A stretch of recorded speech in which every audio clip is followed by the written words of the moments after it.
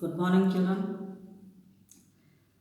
कल मैंने आपको उत्साह कविता का पहला अंश पढ़ाया था।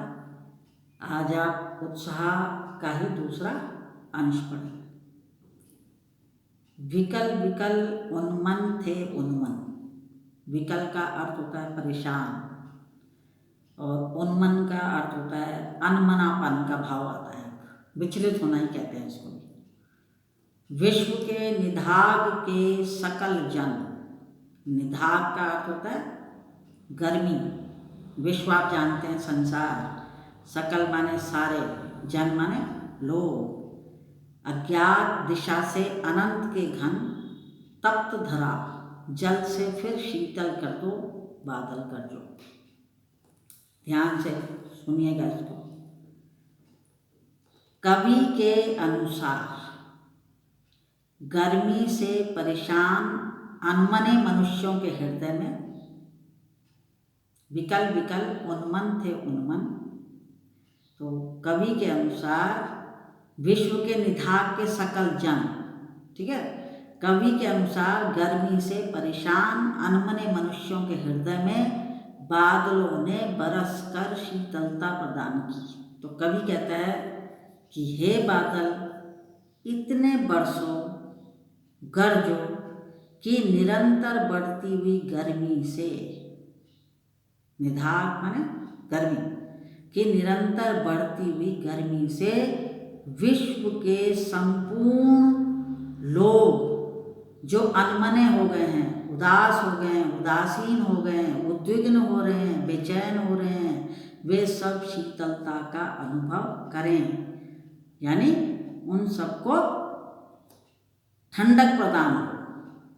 तो इसलिए कवि कहता है कि हे बादल, इतने बरसो, इतने गरजो कि निरंतर बढ़ती हुई गर्मी से विश्व के संपूर्ण लोग जो उदासीन हो गए हैं, अनमने भाव में आ गए हैं, उद्विग्न हो रहे हैं, बेचैन हो रहे हैं, वे सब शीतलता का अनुभव करें। शीतलता माने ठंडक मिले सबको।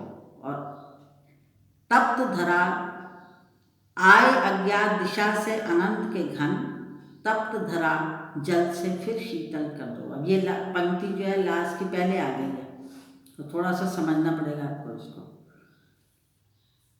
ऐसे समय में आकाश में अज्ञात दिशा से आकर गर्मी से तपती धरा को बरस कर, है ना, ऐसे समय में, कब? जब गर्मी पूरे दुनिया में फैली हुई है, तो उस समय, ऐसे समय में अज्ञात दिशा से, क्या पता कौन सी दिशा से आए बादल, तो अज्ञात दिशा से आकर गर्मी से तपती हुई, तप्त धरा, गर्मी से तपती हुई धरा को बरसकर जल से फिर शीतल कर दो। लिखा है कि गर्मी से तपती धरा को बरसकर अपने शीतल जल से शीतल कर दो, ठंडा कर दो, क्योंकि गर्मी तप रही है। गर्मी की वजह से इतनी गर्मी पड़ रही है कि धरती जो है वो तपन महसूस हो रही है धरती पर।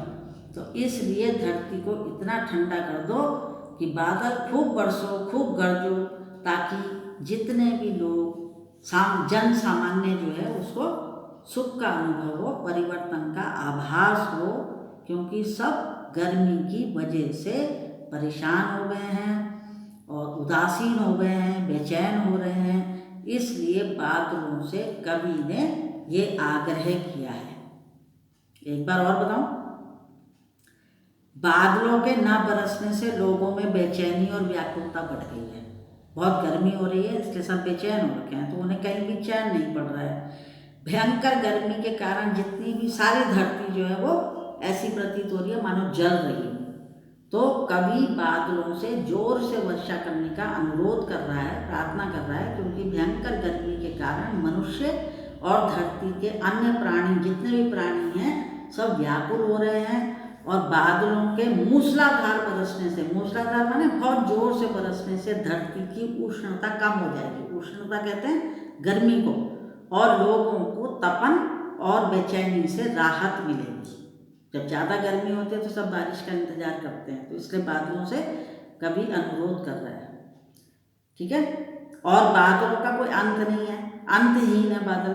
क्या पता कौन सी दिशा से आते हैं, यही पता नहीं चलता है, इनके आने की कोई दिशा नहीं होती है, और वे किसी भी दिशा से आकर आसमान पर छा जाते हैं, इसलिए कहा है अज्ञात दिशा।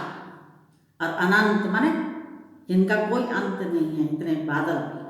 तो इस वजह से ऐसी चीज़ें कही हैं, क्योंकि आपको जो है अर्थ ग्रहण संबंधी प्रश्नोत्तर मिलते हैं, इसलिए आपको थोड़ा सा मैंने और बता दिया, मतलब कि ताकि जब आपको प्रश्न मिले तो आप उनके उत्तर अच्छी तरह से हल कर सकें।